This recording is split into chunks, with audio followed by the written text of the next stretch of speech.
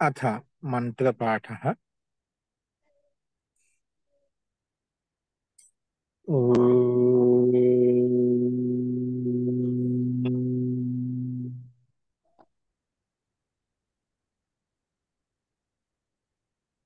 सहनाववतु सहनौ भुनक्तु सह वीर्यं करवावहै तेजस्विनावधीतमस्तु मा विद्विषावहै। ॐ शान्ति शान्ति शान्तिः।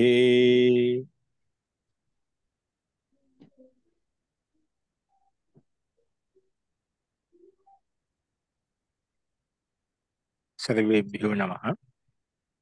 అందరికీ నమస్కారం అండి. మనము వేదాంత దర్శనంలో 1వ అధ్యాయంలో 4వ పాదం చూస్తున్నాము. అందులో నిన్న 6వ సూత్రం వరకు చెప్పుకున్నాం.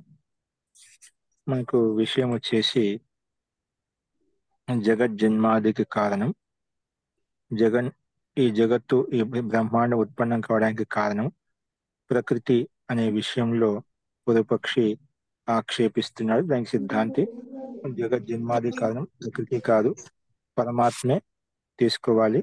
అది కారణమే కానీ సామాన్య కారణం, నిమిత్త కారణం కాదు అనే విషయాన్ని మనం ప్రస్తావించుకుంటున్నాం. అనేక రకాలుగా పూర్వపక్షి ప్రస్తావిస్తున్నాడు ప్రమాణాన్ని. కానీ దానికి సమాధానంగా అది సామాన్య కారణం, నిమిత్త కారణం కాదు, స్వతంత్ర కారణం ప్రకృతి కానే కాదు అనే విషయాన్ని మనం చెప్పుకుంటూ వస్తున్నాం. అందులో అశబ్దం, అస్పర్శం, అరూపం అనే ఆ కఠోపనిషత్తుకు వచనాన్ని ఆ జే రూపంలో ఏ రకంగా అయితే పూర్వపక్షి ప్రస్తావించాడో అది ఆ లక్షణమైనది జీవాత్మలో వర్తిస్తుంది, పరమాత్మలో కూడా వర్తిస్తుంది. ఎందుకంటే అశబ్దం, అస్పర్శం, అరూపం అనే గుణాలన్నీ కూడా జీవాత్మలో ఉన్నాయి, పరమాత్మలో కూడా ఉన్నాయి. కాబట్టి అది మనకు ఆ ఎక్కడ కూడా మనకు ఆ జీవాత్మ కానీ పరమాత్మ కానీ ప్రకృతి కానీ జే రూపంలో ఎక్కడ చెప్పలేదు.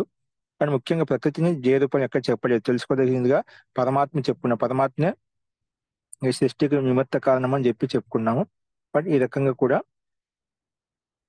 మనకు పరమాత్మే జే రూపం తెలుసుకోవాలనే విషయాన్ని మనం చెప్పుకున్నామంట. ఎందుకంటే అనేక మంత్రాల్లో వేదాహమేతం పురుషం మహాంతం, అటువంటి మహాంతమైన పురుషుణ్ణి విదిత్వ తెలుసుకొని అతి మృత్యుమేతి, మృత్యు ముఖం నుంచి మనం తప్పించుకోగలుగుతాము.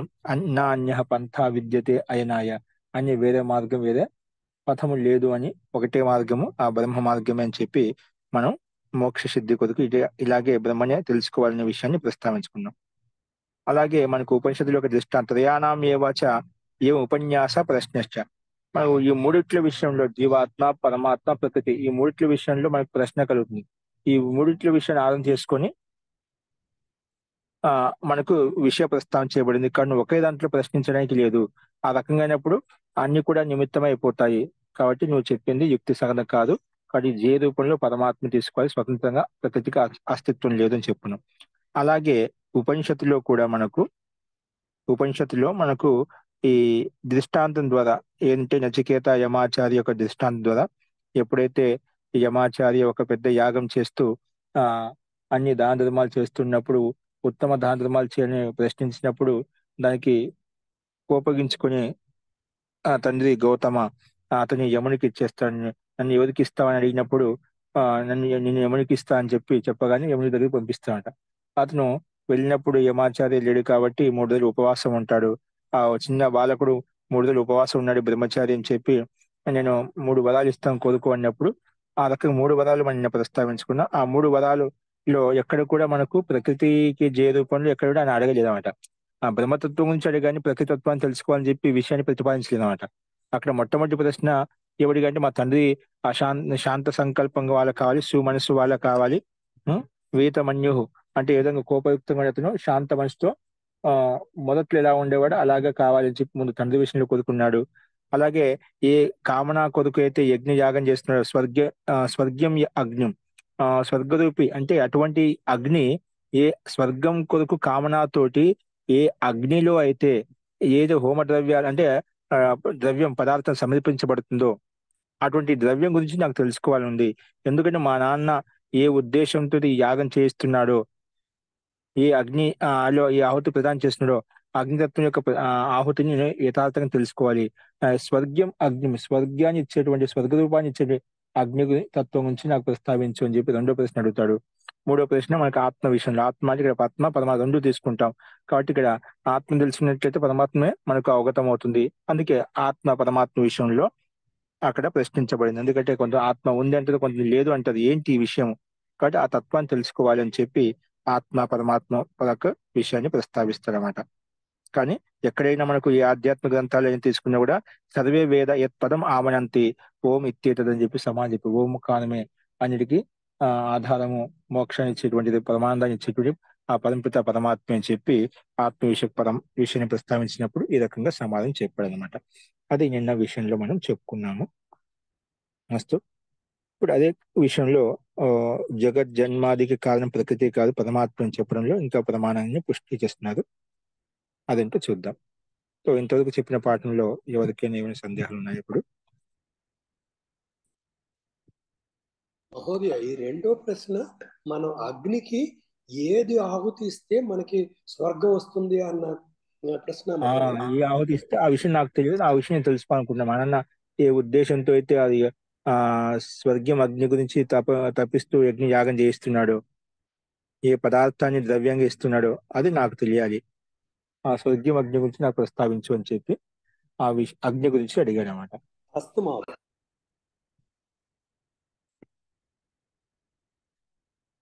అక్కడ ఎక్కడ మూడు ప్రశ్నల్లో ప్రకృతి జయ రూపాన్ని తెలుసుకోవడానికి ఆయన ప్రయత్నం చేశాడు. బ్రహ్మతత్వాన్ని తెలుసుకోవాలని కోరిక ఉంది, ఆత్మతత్వాన్ని అడిగాడు. కానీ అక్కడ ప్రకృతి గురించి ఇక్కడ అడగలేదు అనమాట. అందుకే ప్రకృతి జగజ్జన్మాలకి నిమిత్త కారణం కాదు, సామాన్య కారణమే తీసుకోవాలి. ఫస్ట్ అదే విషయాన్ని ఇంకా పుష్టి చేస్తూ మహద్వచ్చ సూత్రం ఏంటండి? మహద్వచ్చ. ఈ మహద్ అంటే మహాతత్వం, మహాతత్వం మహత్ పరిమాణంతో పదార్థం ఏదైనా తీసుకుంటా అంట సందర్భం మీకు స్పష్టమవుతుంది. మహద్వచ్చ మహాతత్వంతో కూడా, మహాతత్వం కంటే పదమైంది ఆ ప్రకృతి పదమైంది ఆ పరమాత్మే వస్తుంది మనకు. మహత తత్వానికి ఆ ఆధారం ప్రకృతిగా అని చెప్పుకున్న ఆ ప్రకృతి కంటే పదమైంది పరమాత్మ తత్వం అవుతుంది. కాబట్టి మనం దాన్ని బట్టి కూడా మనం అర్థం చేసుకోవచ్చు. జగత్ జన్మాదికి కారణం బ్రహ్మ అని చెప్పి తెలుస్తుంది. అదే ఇక్కడ మనకు ఓపెన్ చేసి చెప్పచ్చు భాష్యంలో.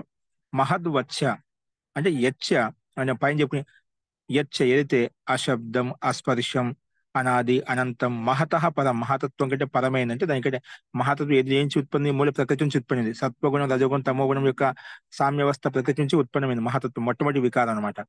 అందుకే అశబ్దం, అస్పర్శం, అనాది, అనంతం, పరం ఈ కఠోపనిషత్తు వచనం అయితే ఉందో ఇక్కడ ఈ వచనంలో అత్ర ఇక్కడ పరం ఉక్తం అంటే మహాతత్వం అంటే పరం అంటే ముందు ఏదైతే ఉందో తత్ర శబ్దో మహద్వత్ ఇది విజ్ఞేయం. అక్కడ మహత్ శబ్దం మహత్వత్ కి సమానంగా అంటే మహత్తత్వానికి ఆధారం ఏ విధంగా ప్రకృతి ఆధారమైందో అలాగా. అంటే వత్ శబ్దం ఇక్కడ ఆ మహతత్వానికి సమానంగా అంటే మహతత్వం దేని నుంచి ఉత్పత్తి? ప్రకృతి నుంచి ఉత్పన్నమైంది అనమాట. అంటే మహతత్వానికి కరెక్ట్ అవుతుంది ఇక్కడ ప్రకృతి అనమాట. ఆ రకంగా ఈ మొత్తం జగత్ జన్మాది కారణం ప్రకృతి అన్నిటిగా పూర్వపక్ష ఆక్షేపణ ఈ రకం తీసుకోబోతున్నాడు అంట. అందుకే మహత్వత్ మహాతత్వానికి ఏ రకంగా అయితే మూల ప్రకృతి ఆధారమో అలాగే ఈ సంపూర్ణ బ్రహ్మాండ జగత్తుకి నిమిత్త కారణం కూడా ఆ మహతత్వం కంటే పరమైనటువంటి వాడు, ప్రకృతి కంటే పరమైనటువంటి వాడు ఆ ప్రకృతి ఆ పరమాత్మ. కాబట్టి పరమాత్మే మనము తీసుకోవాలి, ప్రకృతి తీసుకోకూడదు. అది సామాన్య కారణం, నిమిత్త కారణం కాదు, ముఖ్య కారణం కాదు. అందుకే మహత్ శబ్దం సూత్రంలో ఇచ్చినారో మహత్ శబ్దం మహద్వత్ మహాతత్వానికి సమానంగా, వత్ అనేది సమానంగా, తుల్యంగా అలా అర్థం తీసుకోవాలి, అలా తెలుసుకోవాలి. అందుకే మహద్వత్ ఇది విజ్ఞేయం, విశేషంగా తెలుసుకోవాలి. మహత్ అంటే ఏమిటి? సూత్రం మహత్ శబ్దానికి మహద్వత్ అంటే మహాతత్వానికి సమానంగా. మహాతత్వానికి సమానంగా ఏంటి? మహాతత్వానికి సమానంగా ఏదైతే ప్రకృతి ఉందో అలాగే ప్రకృతి కంటే పరంగా జీవాత్మ కంటే పరంగా ప్రకృతి పరమాత్మ ఉన్నాడు, అది కూడా తీసుకోవాలి దీనిలాగానే అని చెప్పి ఈ రకంగా సమానం చెప్పాడనమాట. తత్ర మహతః పరం ఇత్యత్ర, తత్ర మహతః పరం మహతత్వం కంటే పరంగా ఇతి విషయంలో ఇత్యత్ర మహద్వత పరం అని అర్థం చేసుకోవాలి. అంటే మహత పరం అని ఏదైతే అక్కడ పైన చెప్పబడిందో, పైన చెప్పుకున్నదో మన వాక్యంలో అశబ్దం అస్పర్శం అనాది అనంతం మహత పరం. ఇక్కడ మహత పరం అంటే ఏం తీసుకోవాలి? మహద్వత పరం అంటే మహాతత్వం కంటే పరమైనది. మహాతత్వం ఏ విధంగా ఉందో అలాగే అన్నట్టుగా మహద్వత పరం అంటే దాన్ని ఓపెన్ చేసి చెప్పాడు. మహత్ పరిమాణయుక్తమైనటువంటి ప్రకృతి ఏదైతే ఉందో మహత పరం అంటే మహత్ పరిమాణవతో వ్యోమన. మహత్ పరిమాణం ఏదైంది? మహత్ పరిమాణంతో ఇక్కడ ఆ ప్రకృతి కాకుండా మహత్ పరిమాణవత వ్యోమన. వ్యోమ అంటే ఆకాశం పరంగా ఉన్నమాట. మహత్ పరిమాణవతో వ్యోమన పరమితి జ్ఞాతవ్యం. మహద్వత పరం అంటే ఏమిటి? మహత్ పరిమాణంతో విశాలమైన పరిమాణంతో ఉన్నటువంటి ఆకాశము పరమైంది. వ్యోమన పరమితి జ్ఞాతవ్యం అలా అర్థం చేసుకోవాలి. అంటే ఆకాశం ఏ విధంగా విశాలంగా ఉందో అలాగే దేవుడు విశాలంగా ఉంది. పరమాత్మ కూడా అలాంటి వ్యాపించి ఉన్నాడు, ఓతపోతమై ఉన్నాడు. అలాగా మహత్ పరిమాణతో వ్యోమన పరమితి అని చెప్పుకున్నామట. మహద్వత పరం అనే దానినే మహత్ పరిమాణవతో వ్యోమన పరమితి. వ్యోమకైతే పరంగా ఉందని చెప్పి మనం అర్థం చేసుకోవాలన్నమాట. అది ఇక్కడ విశేషంగా ఇవ్వబడింది. అస్తు ఎలాగంటే దానికి కింద ఇచ్చారు మళ్ళీ యథాచ వేదంలో ఏం చెప్పబడితే వ్యోమన పరం పరమాత్మ నిర్దిష్ట. వ్యోమన అంటే వ్యోమ అంటే ఆకాశం. ఆకాశం కంటే ఇప్పుడు ఆకాశం పరమైంది అనుకుంటున్నా, ఆకాశం అంతటా వ్యాపించి ఉంది, అంతా మనకు కనిపిస్తుంది. ఆకాశం కంటే కూడా పరంగా పరమాత్మ అని నిర్దేశించబడింది. అందుకే వేదే వ్యోమన పరహ పరమాత్మ నిర్దిష్ట. ఆకాశం కంటే పరమైనటువంటి వాడు, సూక్ష్మమైనటువంటి వాడు, విశాలమైనటువంటి వాడు పరమాత్మ నిర్దిష్ట. పరమాత్మ చెప్పుకున్నామంట. ఎక్కడ వేదమంత్రం అంటే త్వం అస్య పాదే రజసో వ్యోమన. త్వం అస్య రజసో వ్యోమన పదే. ఈ రజో గుణంతో యుక్తమైన ప్రకృతి అయితే ఉందో, ఆ ప్రకృతితో ఉత్పన్నమైనటువంటి ఆకాశం అయితే ఉందో, ఈ రజసో వ్యోమన రజోగుణంతో యుక్తమైన ఆకాశం అయితే ఉందో వ్యోమన పదే ఆ పరమాత్మ విశేషంగా ఉన్నాడు అని చెప్పి ఇక్కడ చెప్పబడింది అన్నమాట. అందుకే త్వం అస్య పారే రజసో వ్యోమన పరే అంటే వ్యోమన ఆకాశం కంటే పరమైనటువంటి వాడని చెప్పి వేదమంత్రం యొక్క అంశం మనకు చెప్తుంది అనమాట. అని ఇక్కడ ఈ రకంగా మహతత్వం కంటే పరే ప్రకృతి కంటే పరంగా ఆ పరమాత్మ ఉన్నాడు, పరమాత్మ మనం తీసుకోవాలి అనే విషయాన్ని ఇక్కడ ఒక రకమైన అర్థం చెప్పబడింది అనమాట. అంటే మహతత్వం కంటే పరమైనటువంటి వాడు పరమాత్మ నిర్దేశించబడింది కాబట్టి మనం పరమాత్మ తీసుకోవాలి, ప్రకృతి కాదు అని చెప్పి ఒక రకమైన వ్యాఖ్య, ఒక రకమైన అర్థం ఇక్కడ మనం చెప్పుకున్నాం. ఇలా చెప్పిన తర్వాత అంటే మనకు వేదమంత్రం ప్రమాణంగా చెప్తుందన్నమాట. త్వమస్య పారే రజసో వ్యోమన పరే అని చెప్పి పరే అని చెప్పి పరంగా అని చెప్పి చెప్పుకుంటున్నామట. కాబట్టి ఇది మనకు స్పష్టంగా ఇక్కడ కనిపిస్తుంది.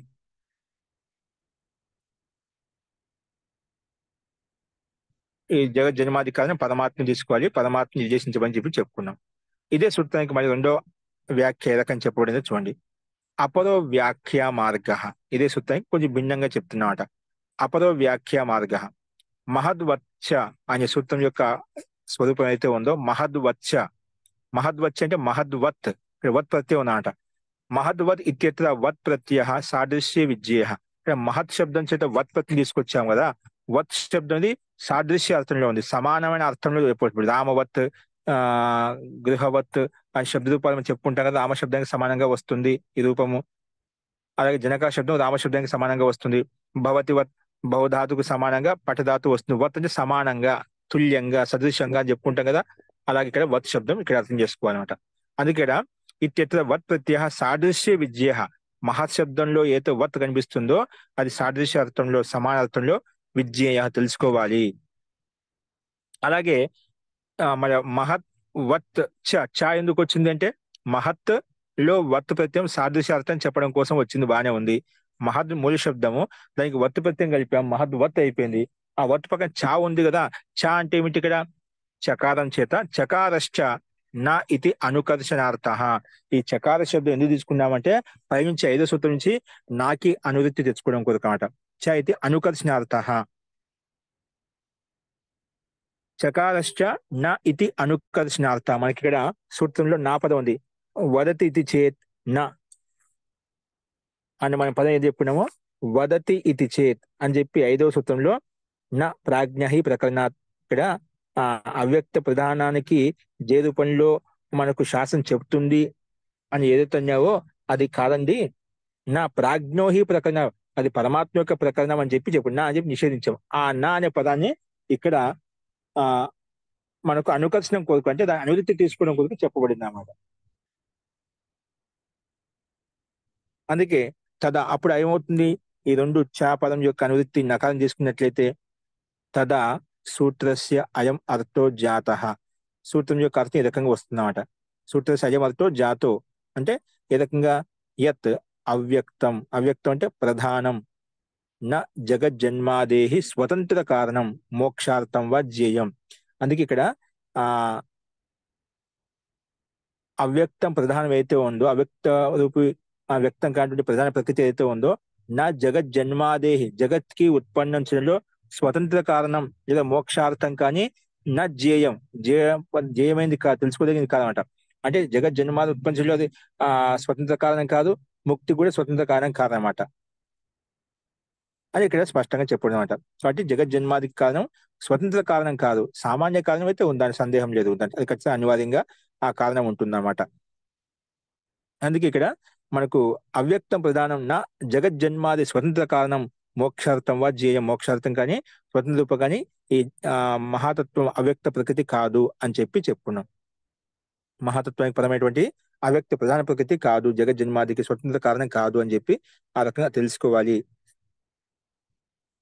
అనే విషయాన్ని ప్రతిపాదించుకున్నాం. కథం ఎందుకు అంటే మహద్వత్, ఇక్కడ మహద్వత్ శబ్దం అయితే ఉందో యథాహి మహాతత్వం, మహాతత్వం జగజ్జన్మాదేహి నా స్వతంత్ర కారణం, మహాతత్వం అనేది అయితే ఉందో జగజ్జన్మాదేహి నా స్వతంత్ర కారణం.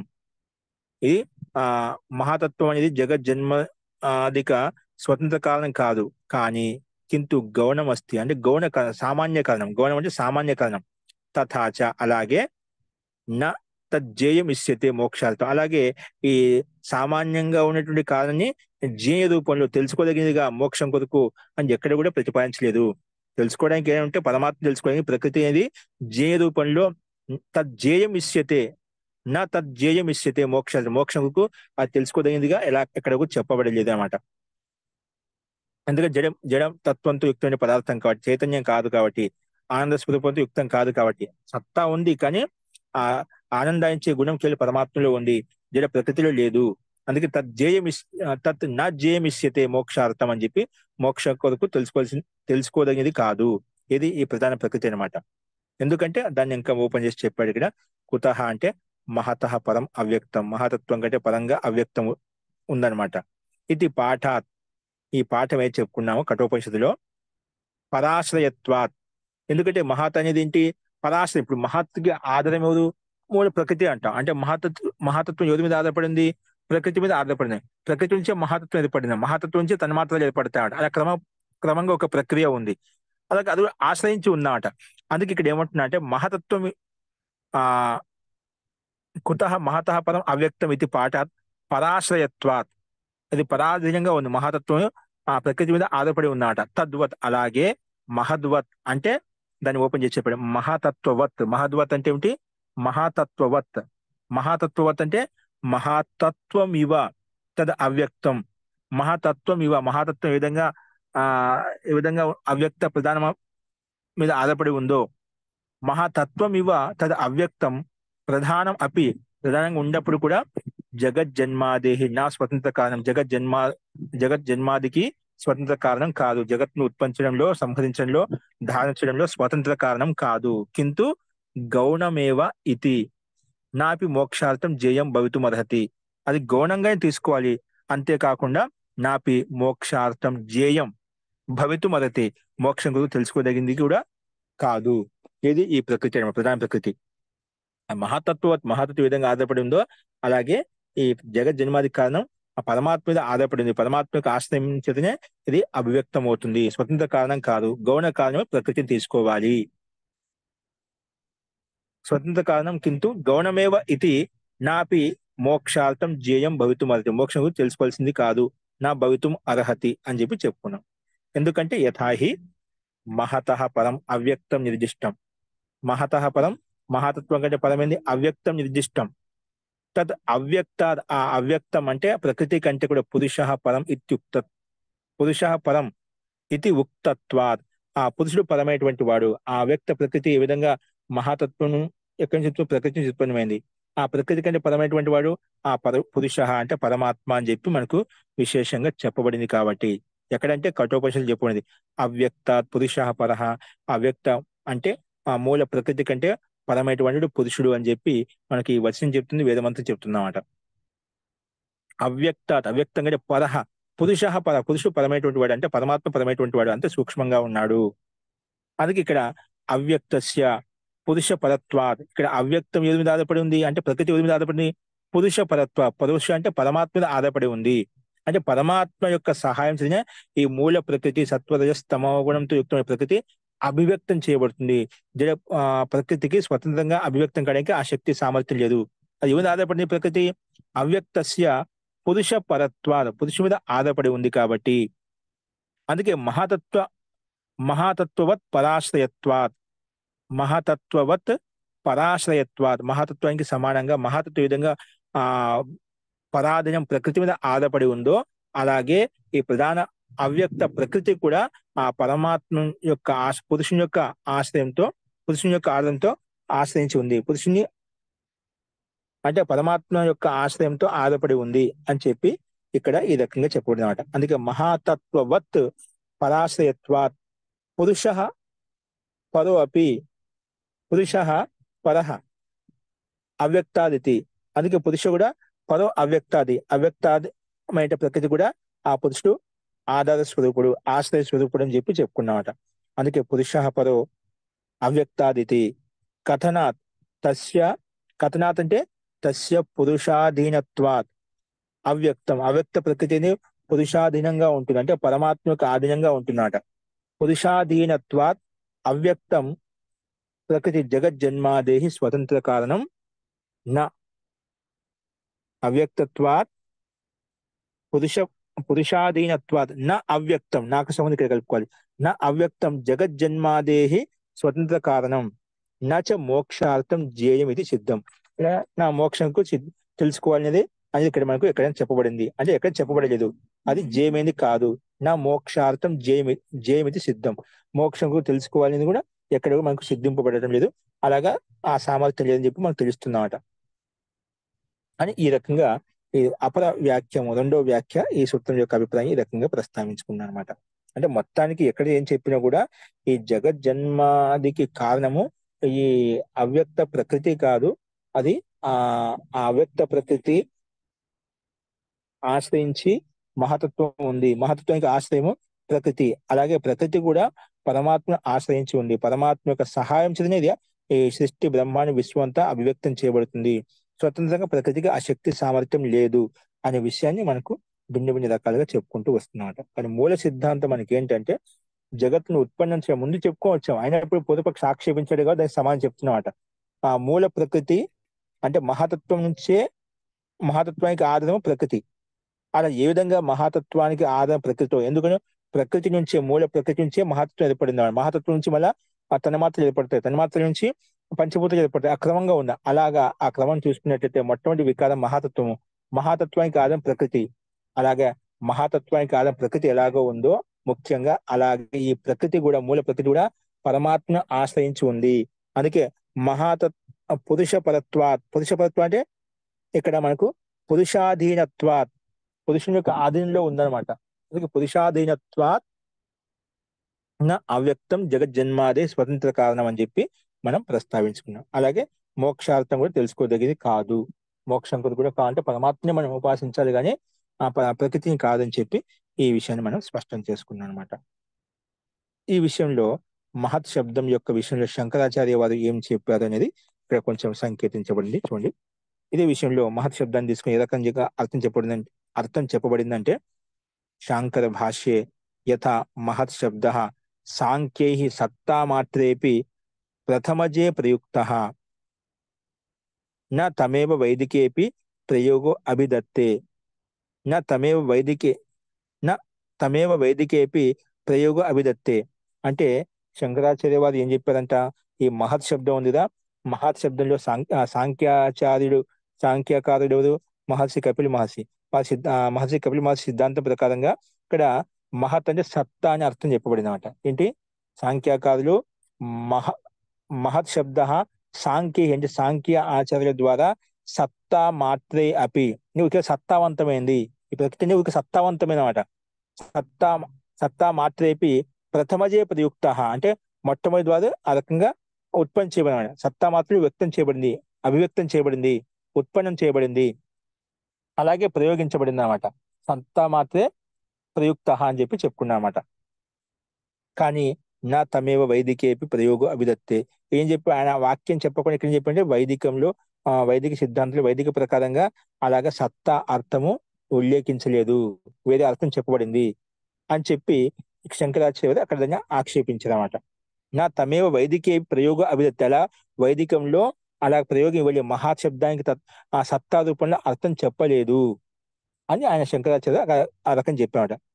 ఇది యద్ వ్యాఖ్యాతం తద్ అసంగతమేవ. శంకరాచార్య వారు ఇక్కడ సాంఖ్యాకారులు మాత్రమే సత్తా రూపంలో మొట్టమొదటిగా ఆ ఉత్పన్నమైందని చెప్పి చెప్పారు. సత్తా మాత్రం రూపం అంటే ప్రకృతి నుంచి మహతత్వం ఉత్పన్నమైంది అని చెప్పి చెప్పబడింది, ప్రయోగించబడింది. ఆ నా తమేవ వైదికేపి, వైదికంలో ప్రయోగ అభిదత్తి, అలాగే వైదికంలో వైదికులు దీన్ని అలా చెప్పలేదు, సత్తా మాత్రం చెప్పలేదు అని ఏది ఆక్షేపించడో ఆ విషయం తీసుకుని ఇది యద్ వ్యాఖ్యత, అది శంకరాచార్య వైదికులు అలా చెప్పలేదు అనే మాట ఏదైతున్నారో తది అసంగతమేవ, అలా అసంగత కాదు, వైదికులు కూడా దీన్ని అలాగే చెప్తున్నారు, సత్తా రూపంలో చెప్పుకుంటున్నామాట, చైతన్య రూపంలో చెప్పడం లేదన్నమాట, సత్తా రూపంలో చెప్పారన్నమాట. తది అసంగతమేవ, ఎందుకంటే సూత్రే వత్ ప్రత్యయో మహాశబ్దాదస్తి నతు సాంఖ్యశబ్దాదస్తి. ఇక్కడ సూత్రం మనకు వత్ శబ్దం చెప్తుంది, మనకు సూత్రంలో వత్ శబ్దం మనకు స్పష్టంగా చెప్తుంది. ఏం చెప్తుంది? సూత్రంలో మహద్వత్ అనే శబ్దము సూత్రే వత్ ప్రత్యయో మహత్ శబ్దాదస్తి, ఇక్కడ మహత్ శబ్దం చేతనే మహత్ శబ్దం వత్ ప్రత్యయం తీసుకుని సమానంగా మహత్ శబ్దానికి సమానంగా అని చెప్పి అర్థం తీసుకున్నాట.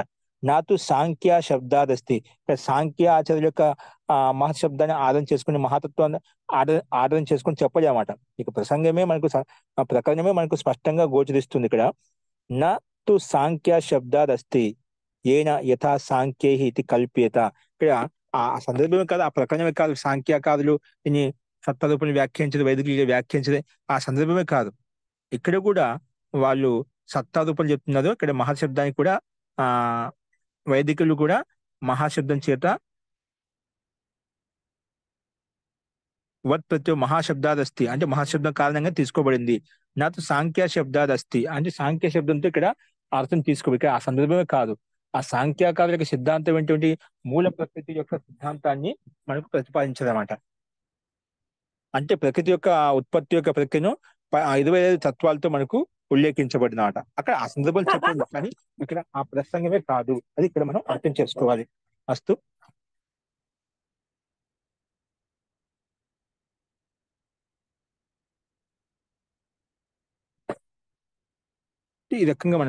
ఈ రకంగా ఆ చిన్న మహాశబ్దం చేత ఇక్కడ ఆ సాంఖ్యాభిమతం కాకుండా ఇక్కడ మామూలుగా అర్థం మహాశబ్దం వత్ ప్రత్యయం మనకు స్పష్టమవుతుంది. మహాశబ్దాదస్తి నాతో సాంఖ్య శబ్దాదస్తి ఏన యథా సాంఖ్యై ఇది కల్ప్యత, సాంఖ్యకారులు ఇది ఉల్లేఖించిన అర్థం అది యుక్తి సంగతం కాదన్నట్టుగా అది ఒక వివేచన చేయబడింది శబ్దం మీద. ఇవన్నీ మనకు అది విద్వాంసుల యొక్క పరస్పరం వారి యొక్క విద్వత్త కారణంగా ఒక దృష్టికోణం ఉంటుంది కాబట్టి అది వివేచన చేయబడుతుంది అన్నమాట. ఫస్ట్ ఈ రకంగా మనం మహద్వచ్చ అనే పదంలో మహత్ శబ్దం ఏదైతే కనిపిస్తుందో ఆ మహత్ శబ్దానికి కూడా ఆధారం ప్రకృతి ఎలాగనో అలాగే ప్రకృతి కూడా ఆధారము ఆ పరమాత్మ ఆధీనంగానే ప్రకృతి సృష్టించబడుతుంది, అభివ్యక్తం చేయబడుతుంది. ఈ విధంగా ప్రకృతి నుంచి మహత్వం ఏర్పడిందో, మహతత్వం నుంచి తన్మాత్రలు ఏర్పడతాయో అలాగే సృష్టి ప్రక్రియ ఏ విధంగా ఉందో అలా ఒకదానికి కూడా ఆధారం ఈ విధంగా మూల ప్రకృతిని చెప్పుకున్నాం. అది సామాన్య కారణం, కానీ పరమాత్మ నిమిత్త కారణము. ఆ పరమాత్మ ఈ సామాన్య కారణ రూపాన్ని తీసుకుందని అభివ్యక్తం చేశాడు అని చెప్పి విషయాన్ని మనం ప్రస్తావించుకున్నాం అన్నమాట. అస్తు. అంటే ఇక్కడ మనకి ప్రకృతిలోంచి మహత్తు ఉత్పన్నమైంది, ప్రకృతిలోంచి ఇవన్నీ ఉత్పన్నమయ్యాయి అన్నది స్వతంత్రంగా ప్రకృతిలోంచి ఇవన్నీ ఉత్పన్నమవు. వాటికి మూల కారణం పరమాత్మవే. పరమాత్మ ద్వారానే ఉత్పన్నమవుతున్నాయి కానీ ప్రకృతి కాదు. అలాగే ప్రకృతి నుంచి అన్ని ఉత్పన్నం అయితే మనం ప్రకృతిని ఆరాధిస్తే సరిపోతుంది అన్న తాత్పర్యమా మహోదయ? జీ జీ అవును, అంటే అదే తీసుకొని ముఖ్య ఉద్దేశం. అస్తు జీ మహోదయ, ధన్యవాదాలు. అస్తు. ఇలా చెప్పిన తర్వాత అదే విషయాన్ని ఇంకా పుష్టి చేస్తూ చెప్తున్నారు ఇక్కడ. ఏం చెప్తున్నారంటే చమసవద్ అవిశేషాత్. అవిశేష విశేషం అంటే విశేషమైనది, అవిశేషం విశేషం కానిది, సామాన్యమైనది అంటే అర్థం అన్నింటిలో వర్తిస్తుంది. చమసవద్ అవిశేషాత్. చమసవత్ అంటే పాత్ర విశేషం అన్నమాట, దానికి సమానంగా అది దృష్టాంతం ఇచ్చిందన్నమాట. అదంటే మనకు సూత్రం స్పష్టం ఉంది. అంటే ఆ చెమస చెమస అంటే ఒక చెమసం అంటే ఒక స్పూన్, మన యజ్ఞయాగాలు ఒక స్పూన్ ఉపయోగిస్తుందా ఆ ఆ, హోమం అంటే నెయ్యి వేయడానికి అగ్నిలో ఆ చెమసం అంటే చెమ్మచ్ ఏదైతే ఉందో దానికి సమానంగా అది పాత్ర సామాన్యమైనది. కాదు గురూజీ. అదే గరిటెలాగా ఉంటుంది కదా మనకు నెయ్యి వేసుకునే పాత్ర చెమసం అంటాం. అదే నెయ్యి చెమ్మచ్ పోసుకునే పాత్ర. చెమస అంటే స్పూన్ ఇక్కడ అక్కడ చెమచ అంటే అదే పాత్ర అని ఇచ్చాడు కదా. పా- అంటే ఆ పాత్రకు సంబంధించి అంటే ఆ పాత్ర కొన్ని కొన్ని పెద్ద యాగాల్లో ఆ పాత్రతో పోస్తామట. మహోదయ పాత్ర చెంచా విశేషం ఉంటుంది. మహోదయ. ఆ, చెమసహ చెంచా అంటే కాదు. చెంచా మహోదయ. చెంచా అక్కడ ఇచ్చింది పాత్ర అని ఇచ్చారులే. మనం ఈ సోమరసం పిండి పోసేది అది అట్లా ఇచ్చాడండి. ఒక పాత్ర విశేషం, ఇది విశేషం. పాత్ర విశేషం. ఉమ్, అస్తు. అది మనం వేసేది గరిటెని శృవ అంటాం కదా, నెయ్యి వేసేది. చుక్కు స్రావం అని కూడా ఉన్నాయండి, కానీ చమస అంటే స్పూనే. అది మనకి ఇక్కడ చూడండి స్పష్టం అవుతుంది, ఇక్కడ మన భాషని స్పష్టం అవుతుంది చూడండి.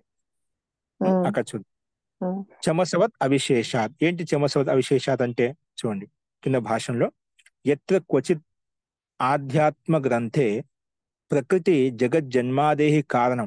ఈ ప్రకృతి జగజ్జన్మాది కారణం కర్తృత్వేన భాషతే. చూడు, కర్తృత్వేన ఆ భాష. ఆ భాష అంటే అలాగే మనకు అనిపిస్తుందో, యథార్థం కాదు, ఎక్కడైనా అనిపిస్తుందో. ఏంటి ఆధ్యాత్మిక గ్రంథంలో ఎక్కడైనా ప్రకృతే జగజ్జన్మాదికి కారణం అంటే కర్త ముఖ్య నిమిత్త కారణం రూపంలో ఎక్కడ ఆ భాషతో ఎక్కడ అలా కనిపించినట్లయితే, ఎక్కడ దానికి చూపిస్తున్నాడు ఎక్కడ అంటే అది దానికి ప్రమాణంగా చూపిస్తున్నాడు శ్వేతాస్పత ఉపనిషత్తు యొక్క వచనాన్ని. అజాం ఏకాం లోహిత శుక్ల కృష్ణాం బహ్వీః ప్రజాః సృజమానాం స్వరూపాః ఇత్యత్ర తు ఖలు ప్రకృత్యాఖ్యం అవ్యక్తం జగజ్జన్మాదేహి కారణం భవతు. ఇలా చమసవద్, చమస్కి సమానంగా, చమస్కి సమానంగా అంటే ఇక్కడ ఏ విధంగా అజాం ఏకం. అజాం అంటే ఎప్పుడు నా జయతే ఇది అజా అంటామంట, ఎప్పుడు ఉత్పన్నం కాదనమాట. అటువంటి ఏంటి ఉత్పన్నం కాటువంటిది అజాం ఏకం లోహిత శుక్ల కృష్ణం. లోహితం అంటే రజోగుణము, శుక్ల సత్వగుణము, కృష్ణ అంటే తమో గుణం అంట. ఈ సత్వ రజ తమో గుణాల యొక్క తత్వం చేత మూల ప్రకృతి చేత బహ్వీః ప్రజా, ఏ విధంగా జడ పదార్థాలు ఆ జడ పదార్థానికి సమానమైనటువంటి బహ్వీః ప్రజా, ఆ మూల ప్రకృతి సత్వగుణం రజోగుణం తమోగుణంతో యుక్తమైనటువంటి బహ్వీః ప్రజా నిజమానాం స్వరూపాః, ఆ మూల ప్రకృతి నుంచే సమానమైనటువంటి అనేక రూపాలు, వివిధ రూపాలతో ఈ బ్రహ్మాండం వ్యక్తమైందన్నమాట. అంటే సత్వగుణం రజోగుణం తమోగుణంతో యుక్తమైన పదార్థాలు ఉత్పన్నమైన, అంటే ఏ పదార్థం తీసుకునే భూమి మీద అవి ఈ మూడు గుణాలతో యుక్తమై ఉన్నాడు. సత్వగుణము రజోగుణము తమో గుణంతో సమాన రూపంతో యుక్తమై ఉన్నాడు. అంటే సృష్టించబడి బహ్వీ ప్రజా సృజమానాం స్వరూప సమాన రూపంతో యుక్తమై ఉన్నాయి. ఇక్కడ ఏ పదార్థం తీసుకున్నా ఈ మూడు గుణాలతో ఓతప్రోతమై ఉంది. సత్వగుణంతో రజోగుణంతో తమో గుణంతో ఓతప్రోతమై ఉంది. అందుకే మనం తినే పదార్థాలు కూడా ఒక సత్వగుణంతో ఉంటాయి, తమో గుణంతో ఉంటాయి, అలాగే రజోగుణంతో ఉంటాయి. అంటే ఎక్కడైనా మనకు వాతావరణం తీసుకున్నప్పుడు రాత్రి పౌలు ఇప్పుడు రాత్రి తమో గుణంతో యుక్తం ఉంటుంది అంటే దేవస్థంలో రజోగుణం ఉంటుంది, దాంట్లో సత్వగుణం ఉంటుంది, శరీరత్వంతో సమానంగా సహజంగా శాంతి స్థితిలో ఉన్నప్పుడు అనమాట. అలాగే ప్రతిలో మనం ఏ పదార్థం తీసుకున్నా అక్కడ మనకు ఈ మూడు గుణాలతో యుక్తమైనటువంటి పదార్థం మనకు కనిపిస్తుంది. అందుకే ఆ మూల ప్రకృతి నుంచే బహ్వీః ప్రజాః సృజమానాః స్వరూపాః అని చెప్పి చెప్పుకున్నామట. అది ఏంటి ఇక్కడ జగజ్జన్మాది అంటే ప్రకృతి ఉత్పన్నమయ్యే కాబట్టి ఇక్కడ కారణంగా చెప్పుకుంటాం. అందుకే ప్రకృత్యాఖ్యం అంటే అవ్యక్తం జగజ్జన్మాదేహి కారణం, జగజ్జన్మాదికి కారణం భవతు. అది నువ్వు అనుకో, నువ్వు ఈ రకం చెప్తున్నావుదా, జగత్ జన్మాది కారణమే. ఇలా చమస్వత్ ఎలా అంటే నిశ్చయంగా అది చమస్సుకి సమానంగా. ఎలాగంటే ఆ చమస్సు గురించి చెప్తున్నాయి. యథాహి యజ్ఞస్య కర్త అంటే యజ్ఞం చేసే కర్త అవుతున్నారు. యద్యపి అది కరెక్టే, చమస్కి సమానంగా ఇది జగత్ జన్మాదికి అవ్యక్త ప్రకృతి కారణమే, నేను కారణం లేదు, ఆ విషయం కరెక్టే. ఎలాగంటే యథాహి యజ్ఞస్య కర్త యజ్ఞం చేసే కర్త అవుతున్నారు. యద్యపి యజమాన యజ్ఞం చేసేది యజమానుడే కదా, స్వతంత్రం. ఆ యజ్ఞం చేయడానికి అర్థం చేయడానికి స్వతంత్రుడు అనమాట. యజమాన స్వతంత్రం యజ్ఞస్య కారణం భవతి, స్వతంత్రంగా యజ్ఞానికి కారణం. ఇప్పుడు యజ్ఞానికి కారణం ఆ యజమాని పేరు చెప్పుకున్న చమస్యం కారణం చెప్పుకుంటామా, కారణమే, కారణం లేదు. కానీ ముఖ్య కారకుడు ఎవరు ఇక్కడ, ఆ యజమాని. అందుకే యద్యపి యజమాన స్వతంత్రం యజ్ఞస్య కారణం భవతి, తథాపి యజ్ఞానికి ముఖ్య కారకుడు అయినప్పుడు కూడా తథాపి చమసో అపి హవ్య పదార్థస్య ప్రక్షేపణ సాధనత్వేన కింవా ఆధార సాధనత్వేన యజ్ఞస్య కారణం భవతి. అది యజ్ఞం, అది కూడా ఆ యజ్ఞానికి కారణం అవుతుందన్నమాట. అంటే యజ్ఞంలో నెయ్యి వేయాలంటే ఆ చమస్సు కారణం అట. ఆ చమస్సు సహాయం చేతనే మనం తీసుకుని యజ్ఞంలో ఆహుతి ప్రదానం చేస్తామట, అగ్ని కూడా సమర్పిస్తామట. అది ఎవరు సమర్పిస్తున్నారు, ఆ ఆ చమస్సు ఎవరికి ఆధీనంగా ఉంది, యజమానుడే ఆ కర్త యందు ఆధీనమే ఉందన్నమాట. అది కర్తమే, నెయ్యి పోయడంలో అది దానికి సత్తా ఉంది. కానీ ఆ సత్తా ఎవరి మీద ఆధారపడి ఉంది, యజమాని వేస్తేనే అది ఆ యజ్ఞకుడిని యజ్ఞం సమర్పించగలదు.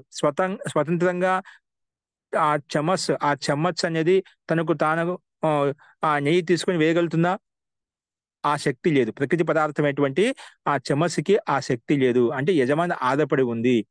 అందుకే ఈ ప్రకృతి కూడా అలాగే, ఇది కారణమే. కానీ ఆ మూల సత్వరజ తమస్సు గుణం సమాగుణంతో యుక్తమైన ప్రకృతి, అది ప్రకృతికి ఆదర్శ స్వరూపమైనటువంటి పరమాత్మను ఆధారపడి ఉంది అని ఈ దృష్టాంతం చెప్పామట. యజ్ఞస్య కారణం భవతి, యజ్ఞానికి ఏదైనా కారణం భవతి, తథాపి అయినప్పటికీ కూడా చమసోపి హవ్య పదార్థ ప్రక్షేపణ సాధనత్వం, అది ప్రక్షేపణ చేయడానికి అంటే దాంట్లో వేయడానికి సాధన రూపంలో ఉందన్నమాట. కింవ ఆధార సాధనత్వేన యజ్ఞస్య కారణం అవుతుంది, ఆధార రూపం ఇవ్వడానికి ఆధారం కాబట్టి ఆధార రూపంలో కారణం అవుతుందన్నమాట.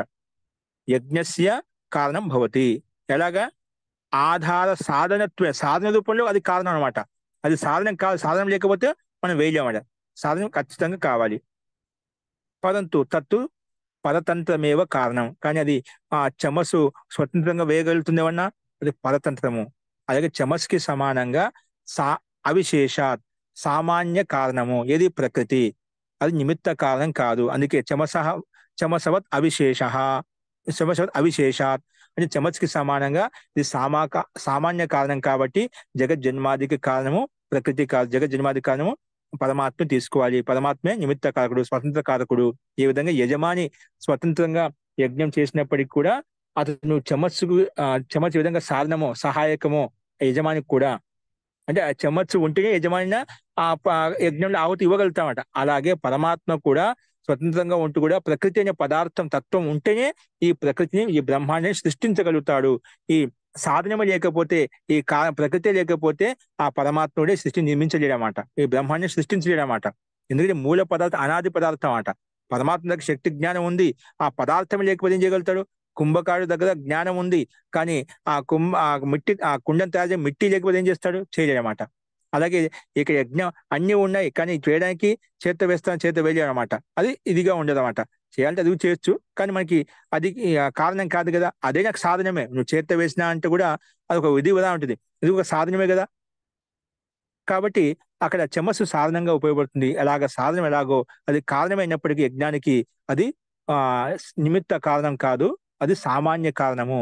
అలాగే ప్రకృతి కూడా సృష్టి నిర్మించడంలో భగవంతుడు ముఖ్య కారణం అయితే ఈ ప్రకృతి సామాన్య కారణం తీసుకోవాలి. అందుకే పరతంత్రమే కారణం. అందుకే ఆ చమస్సు కూడా అది యజ్ఞకర్త ఎందు ఆధారపడి ఉంది అని పరతంత్ర కారణం, అంటే స్వతంత్ర కారణం కాదు. అందుకే తద్వత్ అలాగే అవిశేషాత్, సూత్రంలో అవిశేష పదం ఉంది కదా. అవిశేషాత్ అంటే అవిశేషాత్ కారణత్వ సామాన్య ధర్మాత్ అవ్యక్త ప్రకృతి ఆఖ్యమపి భవతు. అలాగే సామాన్య ధర్మం అంటే సామాన్య కారణమే కారణం లేదు, కారణం అవశ్యం కారణమేది. కుంభకారుడికి కుండ తయారీకి ఆ చక్రం ఏ విధంగా కారణమో, దాన్ని తిప్పడానికి దండ, కర్ర ఈ విధంగా కారణం. ఇవన్నీ కారణాలే. అందులో మిట్టి కలపడానికి ఆ జలం ఏ విధంగా కారణం, ఇవన్నీ కారణాలే. కానీ ఇవన్నీ సామాన్య కారణాలు. కానీ ముఖ్య కారణం అంటే ఆ మిట్టి ఉపాదాన కారణం. ఉపాదాన కారణం ఉండి ఆ కర్త కూడా నిమిత్త కారణం. నిమిత్త కారణం లేకపోతే అవుతుందా? అన్ని ఉన్న తర్వాత ఉపాదాన కారణం ఉంది, సామాన్య కారణాలు ఉన్నాయి, అన్ని ఉన్నాయి. కానీ ఆ కుంభకారుడు లేకపోతే ఆ కుండ ఎలా తయారు చేయబడదో, అలాగే యజ్ఞకర్త లేకపోతే ఆ అవ్యం ఎలా ఇవ్వబడదో, సాధనం కావాలి కానీ సామాన్య కారణం. అలాగే ఈ ప్రకృతిని బ్రహ్మాండ రూపంలో అవ్యక్తం చేయాలి, విశ్వరూపంలో అవ్యక్తం చేయాలంటే ఆ పరమాత్మ నిమిత్త కారణం, ఈ ప్రకృతి అనేది సాధన కారణం. ఆ రకం తీసుకోవాలని చెప్పి మనకు స్పష్టం చేయబడిందన్నమాట. అందుకే తదు విశేషాత్ అంటే అవిశేషాత్, అవి సామాన్యం కారణం చేత, తద్ అవిశేషాత్ అంటే కారణత్వ సామాన్య ధర్మాత్, కారణత్వ సామాన్య ధర్మ, కారణ సామాన్య ధర్మం కాబట్టి అవ్యక్తం ప్రకృత్యాఖ్యం, అవ్యక్త ప్రకృతి కూడా భవతు అలాగే తీసుకోవాలి. అవ్యక్త ప్రకృతి కూడా అదే తీసుకోవాలి. పరతంత్రం జగజ్జన్మాదే కారణం, పరతంత్రం జగజ్జన్మాదే కారణం నా స్వతంత్రం. పరతంత్రం జగజ్జన్మాదే కారణం, ఈ జగజ్జన్మాది కారణం పరతంత్రం అంట. అది పరాధీనంగా ఉందంట. ఈ జగజ్జన్మాది కారణము నిమిత్త కారణం పరతంత్రంగా ఉంది, అంటే ప్రకృతి పరతంత్రంగా ఉంది. నాతో స్వతంత్రం మోక్షార్థం వా జేయం, అది స్వతంత్రంగా ఉండి మోక్షం కొరకు తెలుసుకోదగినది కాదు ప్రకృతి అని చెప్పి ఇది కూడా స్పష్టం చేసుకున్నామట. ఇది ఒక అర్థం మనం ఇక్కడ చెప్పుకున్నాం. అథ అన్యో వ్యాఖ్య మార్గ, ఇలా చెప్పిన తర్వాత ఇప్పుడు చమస్సు ఏ విధంగా సామాన్య కారణం, అవిశేషాత్ ప్రకృతి కూడా సామాన్య కారణం. అలాగే చమసవత్ అవిశేషాత్, చమస్సు ఏ విధంగా సామాన్య అవిశేషము సామాన్య కారణం, తథా అలాగే ప్రకృతి కూడా సామాన్య కారణం, నిమిత్త కారణం కాదు. నిమిత్త కారణం పరమాత్మ తీసుకోవాలి. ఇది సూత్రం యొక్క అభిప్రాయం అట. ఇది దీనికి మళ్ళా అన్య వ్యాఖ్య మార్గ, వేరే అర్థం చెప్తున్నారు ఇదే సూత్రానికి కొంచెం భిన్నంగా మార్చి. అథ అన్యో వ్యాఖ్య మార్గ, ఏంటి వ్యాఖ్య మార్గం అంటే అజాం ఏకాం లోహిత శుక్ల కృష్ణాం బహ్వీః ప్రజాః సృజమానానాం స్వరూపః. ఇక్కడ చెప్పుకున్నాం లోహిత శుక్ల కృష్ణ అంటే సత్వగుణము, రజోగుణం, తమోగుణం యొక్క మూల ప్రకృతిలో బహ్వీః ప్రజాః సృజమానం, చాలా అదే తత్వంతో యుక్తమైనటువంటి అనేక పదార్థాలను సృష్టించామట. ఎలా సృష్టించాం? సమాన రూప, సమాన గుణ కర్మ స్వభావంతో, అంటే సత్వగుణము, రజోగుణము, తమోగుణంతో యుక్త పదార్థాలనే ఉత్పన్నం చేయబడ్డాయి. సమానంగా అనేక పదార్థాలు ఉత్పన్నం చేయబడ్డాయి. అది శ్వేతాస్పద ఉపనిషత్తు యొక్క అర్థాన్ని ఇక్కడ వచనాన్ని ఇక్కడ తీసుకున్నాం. ఇక్కడ ఏమంటున్నా అంటే అట్లా ఇక్కడ ఈ వచనంలో లోహిత శుక్ల కృష్ణ అజ ప్రసవ ధర్మిని ప్రతిపాదిత. ఇక్కడ ఈ సత్వగుణము, రజోగుణము, తమోగుణము ప్రసవ ధర్మం అంటే దాంతో ఉత్పన్నమయ్యాయి ప్రసవ ధర్మి రూపాయలు చెప్పుకున్నాం. అక్కడ ఈ లోహిత శుక్ల కృష్ణను, లోహితం అంటే రజోగుణము, శుక్లం అంటే సత్వగుణము, కృష్ణ అంటే తమోగుణం అంట. ఈ సత్వగుణం, రజోగుణం, తమోగుణం యొక్క తత్వం అయితే ఉందో ఆ తత్వం నుంచి ఇవన్నీ ఉత్పన్నమయ్యాయి అని చెప్తున్నాం. కానీ దీంచి ఉత్పన్నం అంటే ప్రసవ ధర్మి, దీంచి ఉత్పన్నం ప్రసవ ధర్మి అని చెప్పి ఈ ప్రకృతిని చెప్పుకుంటున్నాం అంట. అందుకే ప్రసవ ధర్మిని ప్రతిపాద్యత, ఇక్కడ ప్రసవ ధర్మి రూపంలో ఈ ప్రకృతిని చెప్పుకున్నాము. సో అత్ర అవిశేషాత్, ఏదైతే మనం ప్రసవ ధర్మ రూపంలో చెప్పుకున్నామో అది సామాన్యం. సో అత్ర అవిశేషాత్, అవిశేషాత్ అంటే సామాన్య ధర్మాత్ ప్రకృతి అభిలక్షిత, సామాన్య ధర్మం చేత ఇక్కడ ప్రకృతి అభిలక్షితం అవుతున్నామట. సామాన్య ధర్మంగా ప్రస్తావించుకుంటున్నాం. సామాన్య ధర్మశ్చ ఏంటంటే సామాన్య ధర్మశ్చ లోహిత శుక్ల కృష్ణత్వం అంటే సత్వరజస్తమస్త్వేన, అంటే సత్వగుణము, రజోగుణం, తమ రూపంలో సామాన్య ధర్మం చెప్పుకునేవి. సామాన్య ధర్మాలు సత్వగుణం, రజోగుణం, తమగుణము సామాన్య ధర్మాలు. ఎందుకంటే ఆ పరమాత్మ ఎందు ఆధారపడి ఉన్నాయి కాబట్టి గుణాలు, కానీ ఇవి సామాన్యము, విశేషం ఆ పరమాత్మ అవుతాడనమాట. అందుకే నాహి సామాన్య ధర్మై ఉపమితే పదార్థే సర్వే గుణాః తత్ర తోల్యంతే. అందుకే ఒక ఉపమా తీసుకున్నప్పుడు ఆ ఉపమాలో ఉండే పదార్థం మొత్తం తీసుకుని ఒక దృష్టాంతం చెప్పినప్పుడు దృష్టాంతంలో ఉండే ప్రతి పదార్థాన్ని మొత్తం తీసుకోవాలి. దృష్టాంతం ఎప్పుడు తీసుకున్నా కూడా అందులో ఒక ఏకదేశం మాత్రం తీసుకోవాలి. దాంట్లో ఉండే గుణాలు మొత్తం ఇక్కడ ఉండాలి అండి అంటే అక్కడ ఎప్పుడు అలా ఉండవు అనమాట. ఏదో దృష్టాంతం చెప్పిన ఉపమాగా ఒక పదార్థాన్ని పోల్చుకొని చెప్పామంటే అన్ని ఉంటాయి కదా. ఇప్పుడు సింహ అంటే మనం ఏదో అంటున్నాం, ఈ పిల్లవాడు ఎలా ఉన్నా అంటే పులిలా ఉన్నాడంటే కొంచెం పులిలా కొంచెం పరాక్రమం ఉంటాయి, పులిలాగా అన్ని గుణాలు ఉన్నాయి మొత్తం పోల్చుకుంటామా? అవి మొత్తం పోల్చుకోవద్దు. దృష్టాంతం ఉపమాతో పోల్చి చెప్పిన అందులో ఒక గుణాన్ని తీసుకుంటామట. అన్ని గుణాలు పులిలాగా అన్ని ఉన్నాయని అలా చెప్పామట. సాదృశ్యత కొంచెం ఏదైతే ఉందో అది చూపిస్తాం, దాన్ని ఉపమా అంటాం, సాదృశ్యం చూపిస్తామట. అలాగే ఒక దృష్టాంతం చెప్పుకున్నప్పుడు సామాన్య ధర్మం అంటే అందులో అది ఏ రకంగా సృష్టిని ఉత్పత్తి చేయడానికి జగజ్జన్మాదికి కారణం ప్రసవ ధర్మంతో యుక్తమైందో అది ఒక దృష్టాంతం తీసుకున్నాం. అంతేగాని అన్నిటికి ఇదే ఉత్పత్తి కానీ ఇదే స్వతంగా అన్ని చేసేసిందని చెప్పి చెప్పుకోకూడదు అనమాట. ఇప్పుడు చెమస్ ద్వారా మనం నెయ్యి వేసామంటే ఇంకా చెమసే కర్త అన్నట్టుగా మనం చెప్పుకోకూడదు. దానికి ఆధారభూతమైనటువంటి కర్త యజమాని కూడా అక్కడ ఉన్నాడు. సామాన్య ధర్మం సామాన్యంగా తీసుకోవాలి, సాధన రూపాన్ని తీసుకోవాలి అని ఇక్కడ వ్యక్తం చేయబడింది అనమాట. అందుకే ఇక్కడ సామాన్య ధర్మాత్ ప్రకృతి అభిలక్షతే. ఎందుకంటే సామాన్య ధర్మశ్చ లోహిత శుక్ల కృష్ణత్వం సత్వరజస్తమసత్వేన మనం చెప్పుకున్నామట. ఎందుకంటే నాహి సామాన్య ధర్మహి ఉపమితే పదార్థే సర్వే గుణా తత్ర తోల్యంతే. ఆ సామాన్య ధర్మంలో ఉపమితే పదార్థే అంటే ఏ పదార్థాన్ని ఉపమానంగా తీసుకున్నామో ఆ పదార్థంలో, ఆ సామాన్య ధర్మంతో పదార్థంలో సామాన్య ధర్మై ఉపమితే పదార్థే, ఆ ఉపమితమైన పదార్థంలో సర్వే గుణాహ నా తోల్యంతే అంటే ఇక్కడ నాగసం ఇక్కడ కలుపుకోవాలి. సర్వే గుణాహ నా తత్ర తోల్యంతే, అన్ని గుణాలు తీసుకోకూడదు, అన్ని గుణాలతో పోల్చుకొని చెప్పకూడదు అన్నమాట. తస్యాహ అజారూపాయాహ సృజమానత్వం గౌణం. అందుకే తస్య అంటే ప్రకృతి ఏదైతే ఉందో ఆ ప్రకృతి యొక్క అజారూపాయాహ అంటే అజ అంటే ఎప్పుడు నా జాయతే మ్రియతే స అజ అంటాం. అంటే ఎప్పుడు దానికి ఉత్పన్నం కాదు, దాన్ని ప్రకృతి అంటున్నామట. కాబట్టి అజారూప సృజమానత్వం అది ఏదైతే ఉత్పన్నం అవుతుందో అది గౌణం. గౌణం పరమాత్మ ఆధీనమేవ గ్రాహ్యం. అది గౌణం ఏదైతే ఉందో ప్రకృతి అది పరమాత్మ ఆధీనం చేత నువ్వు సృష్టించబడుతుంది. కాబట్టి ప్రకృతి గౌణమైంది, అది ముఖ్యమైనది కాదు, నిమిత్త కారణం కాదు. అందుకే పరమాత్మ ఆధీనమేవ గ్రాహ్యం, పరమాత్మ ఆధీనం చేతనే ఈ ప్రకృతి సృష్టించబడుతుంది అని చెప్పి చెప్పడం. ఎలాగంటే మన కథం చమసవత్, చమస్కి సమానంగానే. అంటే అదే విషయాన్ని పైన లోహిత శుక్ల కృష్ణ వాళ్ళని చెప్పుకున్నాం, అన్య మార్గని పెద్ద విశేషం చెప్పిన ఇక్కడ. అదే విషయాన్ని మనం కొంచెం భిన్నంగా సామాన్య ధర్మాలు మనం సామాన్యంగా తీసుకోవాలి, విశేషంగా అన్ని దాన్ని వర్తించమని చెప్పి అదే కొంచెం మార్చి చెప్పాడు అదే అర్థాన్ని. కథం చమసవత్ యథాహి అక్కడ మనకు దృష్టాంత చమస్ యజమాని యొక్క సహాయకంగా చమస్ ఉంది, అది సామాన్య కారణం అని చెప్పుకున్నాం. ఇక్కడ భిన్నంగా చెప్తున్నాయి. ఇక్కడ అది తలతో పోల్చి చెప్పాడు.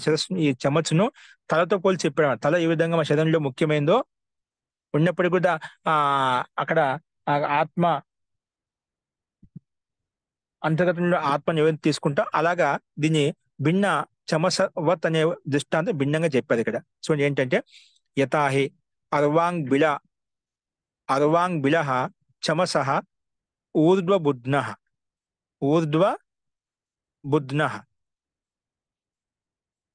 జీ ఆవశ్యకత నాస్తి పర్యాప్తం ఊర్ధ్వబుధ్నః.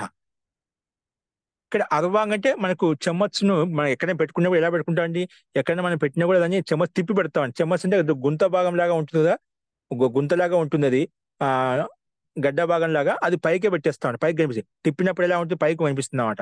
అది అర్వాంగ్ బిలహ చమసః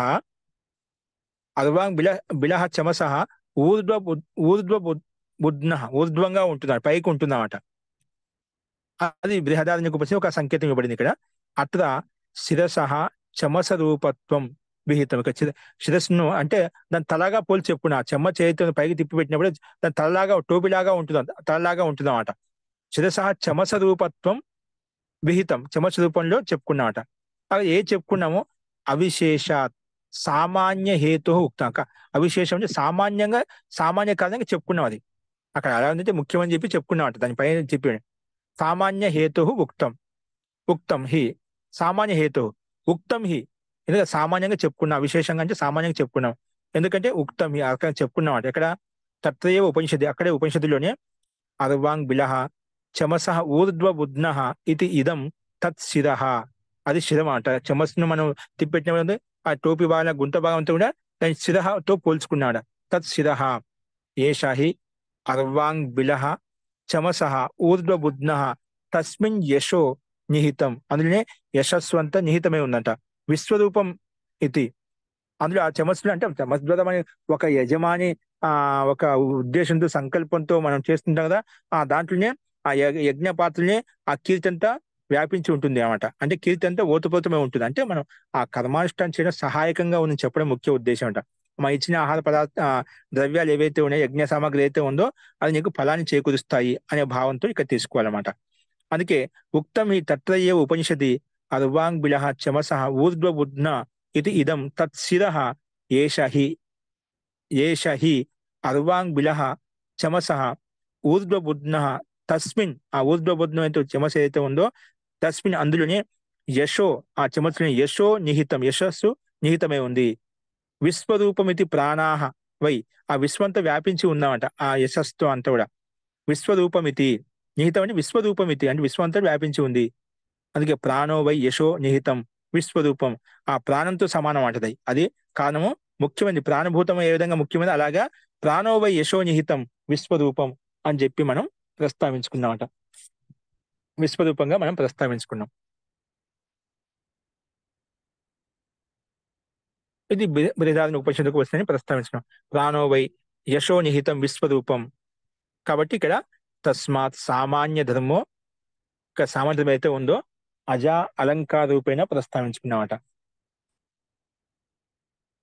తస్మాత్ సామాన్య ధర్మో అజాలంకారస్య శుక్ల లోహిత కృష్ణత్వేన సత్వరజస్తమో గుణత్వమేవ గ్రాహ్యం. అందుకే సామాన్య ధర్మపూర్వకంగా అజాలంకారస్య, ఇప్పుడు అజ అంటే ప్రకృతి చెప్పుకునేది అలంకారికంగా ప్రస్తావించుకున్నాడు. ప్రసాధర్మం రూపం ఏ విధంగా చెప్పుకున్నామో కారణం అని చెప్పి అలాగే అలంకారికంగా చెప్పుకున్నాం. సామాన్య ధర్మం అజాలంకారస్య ఏంటివి? శుక్ల లోహిత కృష్ణత్వేన అంటే సత్వరజస్తమో గుణత్వం ఏవ గ్రాహ్యం, అది తీసుకున్నాము. నాతో సృజమానత్వం తస్యాహ స్వాతంత్ర్యేన గ్రాహ్యం, అది సృజమానం సృష్టికి అంటే ఈ సృష్టికి మూల కారణము ఆ రూపం తీసుకోలేవు. నాతో సృజమానత్వం తస్యాహ స్వాతంత్ర్యేన గ్రహం, స్వతంత్రతాపూర్వకంగా అది గ్రహించకూడదు, తీసుకోకూడదు, అది గౌణంగానే తీసుకోవాలి. సత్వ రజస్తమ గుణత్వాలను అవి సామాన్య కారణంగా తీసుకోవాలి. అందుకే సామాన్య ధర్మో అజాలంకారస్య అంటే శుక్ల లోహిత కృష్ణత్వేన అంటే సత్వరజస్తమో గుణత్వమేవ గ్రాహ్యం, అవి తీసుకోవాలి. నాతో సృజమానత్వం తస్యాహ అది సృష్టి ఉత్పన్నడానికి నిమిత్త కారణము ముఖ్య కారణంగా తీసుకోకూడదు, స్వాతంత్రంగా తీసుకోకూడదు. అందుకే తస్యా స్వాతంత్ర్యేన నా గ్రాహ్యం, స్వతంత్రంగా తీసుకోకూడదు, గౌణంగానే తీసుకోవాలి. సో స్వతంత్రంగా ఆ ప్రకృతి కూడా ఆడము ఆ పరమాత్మే తీసుకోవాలి అనే విషయాన్ని ఇక్కడ వ్యక్తం చేయబడి మాట. మరి ఈ విధంగా చమసు సామాన్యము, అలాగే ఇక్కడ కూడా ఈ ప్రకృతి కూడా సామాన్య ధర్మంతో యుక్తమై ఉంది అని ఇక్కడ విషయాన్ని ప్రస్తావించుకున్నాం. కాబట్టి ఈ జగజ్జన్మాది కారణము ప్రకృతి కాదు, అది సామాన్య కారణం. ఆ ప్రకృతి కూడా ఆడము పరమాత్మ ఆధీనం చేతనే ఈ ప్రకృతి అభివ్యక్తం చేయబడుతుంది, బ్రహ్మాండ అభివ్యక్తం చేయబడుతుంది. కాబట్టి ప్రకృతినే ఆధారభూతమైన పరమాత్మే మనం తీసుకోవాలనేది ఇక్కడ మనం చెప్పుకున్నాం అనమాట. అస్తు కాబట్టి పరమాత్మే ఈ జగజ్జన్మాదికి ముఖ్య కారకుడు, నిమిత్త కారణము. ప్రకృతి కారణ విషయం మనకు అదే విషయాన్ని పుష్టి చేయడం కొరకు ఈ రకంగా ప్రస్తావించాలి. అదే విషయాన్ని జ్యోతి ఉపక్రమాతు తథాహి అదీయతే ఏకే, అదే విషయాన్ని ఇంకా జ్యోతి రూపంలో ప్రస్తావించి కొంతమంది ఆచార్యులు భిన్నంగా కొంతమంది యొక్క అభిప్రాయం ప్రకారం ఇదే విషయాన్ని పుష్టి చేయడం కొరకు వేరే యొక్క మతాన్ని కూడా ఉల్లేఖిస్తూ దానికి సమానం చెప్పండి. అదేంటో మనం చూద్దాం. ఇప్పుడు చెప్పిన దాంట్లో ఏదైనా సందేహం చెప్పండి. ముఖ్య తాత్పర్యం అంతా కూడా అదే విషయం. ఒక చిన్న విషయం మాకు ఒక మాట చెప్పవచ్చు, కానీ దాన్ని చెప్పడానికి శైలి భిన్నంగా దాన్ని మార్చి చెప్తున్నట్ట. అంటే దాని సిద్ధాంతం యథార్థంగా తెలుసుకునే ఉద్దేశంతో. ఇప్పుడు మనకి ఎందుకంటే ఇవన్నీ ప్రకృతిగత పదార్థాలు మనకు ఆత్మసాత్ కావు కాబట్టి స్థూలమైన దృష్టికోణంతో ఉన్నాం కాబట్టి మనకు అది ఏదో సామాన్యంగా అనిపిస్తుంది అన్నమాట. కానీ చెప్పే ప్రతి వ్యాఖ్యానంలో కూడా ఒక విశేషమైన అర్థం ఉంది, విశేషమైన అర్థం ప్రతిపాదించబడింది అన్నమాట, విశేషంగా ఉల్లేఖించబడింది అన్నమాట. అది మనకు ఎందుకంటే ఆ ప్రకృతిని సూక్ష్మంగా అధ్యయనం చేసినప్పుడు అది చెప్పడానికి సరి ప్రతిదీ కూడా భిన్నంగా ఉంది. మనం ఇప్పుడు రామాయణ మహాభారతం పురాణాలు చూడండి, ఎంతమంది వ్యాఖ్యలు ఎన్ని రకాలు చెప్పినా అది కొత్తగానే ఉంటుంది. అది ఏమన్నా మనకు అది అనిపిస్తుందా? భిన్నంగా అనిపిస్తుందా? చెప్పడం శైలి భిన్నంగా ఉంటుంది. ఇప్పుడు ఎక్కడ చూసినా మన ఇతిహాస పురాణాలు ఏవైతే ఉన్నాయో, మన వేదానుకూల గ్రంథాలు ఏవైతే ఉన్నాయో దాన్ని దాటి చెప్పలేము. చెప్పడానికి శైలి ఒకటే విషయమే, కానీ చెప్పడం 10 రకాలు చెప్తున్నారు. కానీ చెప్పడానికి శైలి ఒకదాన్ని ఒక పదార్థానికి ఒక్కొక్క శబ్దానికి ఒక్కొక్క అర్థానికి ప్రాధాన్యత ఇచ్చి భిన్న రకాలు చెప్తున్నమాట. అదే విషయాన్ని ఇక్కడ కూడా మనం జగజ్జన్మాదికి కారణం పరమాత్మే ముఖ్య కారకుడు, నిమిత్త కారణము. ఈ ప్రకృతి సామాన్య కారణం చమస్కి సమానంగా అని చెప్పి ఇక్కడ ఈ సూత్రం ద్వారా చెప్పుకున్నాం. కాబట్టి అది సాధనభూతంగా తీసుకోవాలి, సామాన్య కారణం తీసుకోవాలి, విశేషంగా కాదు. విశేషంగా ఆ సామర్థ్యం లేదు కాబట్టి పరమాత్మ యొక్క సహాయం చేతనే ఈ ప్రకృతి అభివ్యక్తం చేయబడింది అనేది మనం తీసుకోవాలి. అస్తు మహోదయ, ఇక్కడ మీరు ఒక ప్రక్షేపణ సాధనత్వేనా అని చెప్పారు కదా మహోదయ ఒక దగ్గర. ఆ ప్రక్షేపణ సాధనత్వం అంటే ఏంటి మహోదయ? ఇక్కడ ప్రక్షేపం అంటే ఇక్కడ క్షేపం చేయడానికి, అంటే వదలటానికి, అగ్నికుండంలో వేయడానికి. అస్తు మహోదయ, అస్తు. ప్రక్షేపం చేస్తాం కదా, అగ్ని ప్రక్షేపం చేయడానికి, అస్తు మహోదయ, అస్తు అగ్ని మహోదయ, వేయడానికి. అస్తు మహోదయ. ఇంకో విషయం జల మహోదయ, ప్రోక్షణం అంటారు, జల ప్రోక్షణం అలాగా అవునండి, ప్రక్షేపణం. ప్రక్షేపం. ఓకే. ఇంకో విషయం మహోదయ, ఇప్పుడు ఒక యుక్త వయసులో ఒక దగ్గర నేను చదివినప్పుడు, ఇప్పుడు కిమర్థం అత్ర భూమో స్త్రీ పురుషౌ సమ్మిళితౌ అని ఒక ఒక ప్రశ్నకి ఆ, అత్ర ప్రకృతి తదా భవితుమిచ్చది అన్న ఒక సమాధానం ఒక చెప్పడం నేను దగ్గర విన్నాను మహోదయ. తద్ యథార్థమేవ కిం అత్ర స్త్రీ పురుషౌ పృథగ్రూపేణపి జీవనం కర్తుం శక్నోతి, పరంతు సమ్మిళితం భవతి. కిమర్థం భవతి ఇది చేత్ ప్రకృతి తథా భవితుమిచ్చతి అని ఒక దగ్గర సమాధానం చెప్పడం నేను ఒక దగ్గర చదివాను మహోదయ. అది అది యథార్థంగా అలా జరుగుతుందా లేదని వేరే విషయం. ఇప్పుడు మనం ఆ విషయాన్నే ప్రకృతి అంటే మాట్లాడుకుంటాం. కరెక్టే. ఇప్పుడు ప్రకృతిని స్త్రీతో పోల్చుకొని చెప్తాం, అక్కడ ఆకాశ పత్న పురుషునితో పోల్చుకొని చెప్తాం. అంటే చెప్పడానికి అలంకారిక భాష శైలి అంతేది. ఓకేనా? ఇప్పుడు దాని ప్రకృతి సత్తా జడ పదార్థము, ఆ ప్రకృతి భోగ్య అంటే భోగం చేయడానికి జీవాత్మకు సానుకూలమైనటువంటి అనమాట. భోగ్య పదార్థం ఈ ప్రకృతి. ఎవరికి భోగ్య పదార్థం? జీవాత్మకు భోగ్యం. ఈ ప్రకృతిని భోగం చేస్తున్నాడు పరమాత్మ. అందుకే ఆ రకం ప్రకృతి అని చెప్పి స్త్రీతో పోల్చుకొని చెప్పామట. అది అలంకారిక వర్ణన. తదనంతరం సంయుక్తైన జీవితం, తదనంతరం సంభోగైన ప్రజాయంతే. ఇవన్నీ కూడా పరమాత్మే కారణం, కానీ ప్రకృతి ఓన్లీ ఉపాదాన కారణం, కానీ నిమిత్తంగా ప్రకృతి కాదు అన్నదే మన ఉద్దేశం కదా మహోదయ. ఇక్కడ ఇప్పుడు భోగం వచ్చిన పరమాత్మ తీసుకోదు. పరమాత్మ ఈ ప్రకృతిని భోగ రూపంలో దాన్ని సృష్టించాడు, నిర్మించాడట. ఆ జీవాత్మ ఈ భోగ్య వస్తువు ప్రకృతిని ఒక ఆకర్షణ చేత లోబడి ఆ జీవాత్మ భోగం కోసం దానికోసం పరిగెడుతుందన్నమాట. ఆకర్షణ ప్రకృతిని యొక్క సౌందర్యం చూసేసి ఆకర్షణకు లోబడిపోయి మాయలో పడి ఆ ప్రకృతిని ఆస్వాదించడానికి భోగం చేయడానికి ఉద్యతంగా ఉంటుంది. ఆ రకం కర్మలు చేస్తున్నాడు ప్రకృతి కావాలని చెప్పి. కాబట్టి అక్కడ ఆ వర్ణ అనేది ఇక్కడ ఆ స్త్రీ పురుషులు అనేది ప్రకృతి అనేది చెప్పండి మనకు ధర్మాల అలంకారిక వర్ణ అలా చెప్పాం. కానీ అక్కడ ప్రకృతి అంటే స్త్రీ అని కాదు. ఇక్కడ ప్రకృతి అంటే ఏంటి? అది భోగ్య వస్తువు. ఏ విధంగా స్త్రీ మనం ఏదైనా మనం సంసారంలో అన్ని రకాలుగా మనం చూస్తున్నాము, పదార్థాలు స్త్రీలు అలాగా అన్ని ఒకరికొకరు భోగం చేస్తూ ఉన్నారు ఒకరికొకరు. ఆ రకంగా ఈ భోగ్య పదార్థాలు ఒకరి ఒక ఇష్టాన్ని సంపన్నం చేసుకోవడం కొరకు ఈ రకంగా మనం ప్రస్తావించుకుంటాం. అది తాత్పర్యం తీసుకున్నాం. ఓకే, మనకు 3 పదార్థాలు నాదిగా ఉంది. అది మనకు ఆ పరమాత్మ, జీవాత్మ, ప్రకృతి అది భోగ్య పదార్థం కాబట్టి దాన్ని ఆ రకంగా నిర్మించబడింది. ఆ భోగ్య పదార్థ సహాయం చేసి జీవాత్మ భోగాన్ని అనుభవిస్తున్నాడు. ఎందుకంటే ప్రకృతి అటువంటి పదార్థాలు సత్తతో భోగం చేసి సత్తతో యుక్తమైనటువంటి పదార్థాలతో చేయబడింది అన్నమాట. జీవాత్మ దాన్ని భోగం చేస్తుందన్నమాట. అప్పుడు ఈ ప్రకృతి నాకు వద్దు, ఈ భోగాలు నాకు వద్దు అనుకుని నాకు పరమాత్మ యొక్క భోగమే కావాలి, పరమాత్మ యొక్క ఆనందం కావాలనుకున్నప్పుడు ప్రకృతి వదిలి పరమాత్మతో యుక్తమైనప్పుడు పరమాత్మ యొక్క ఆనందం పొందుతుంది. ధన్యవాదాలు. అస్తు. ఓకే, ఇదే విషయాన్ని ఇంకా తర్వాత మనం భిన్నంగా చెప్పుకున్నాం. అస్తు. మంత్రపాఠం.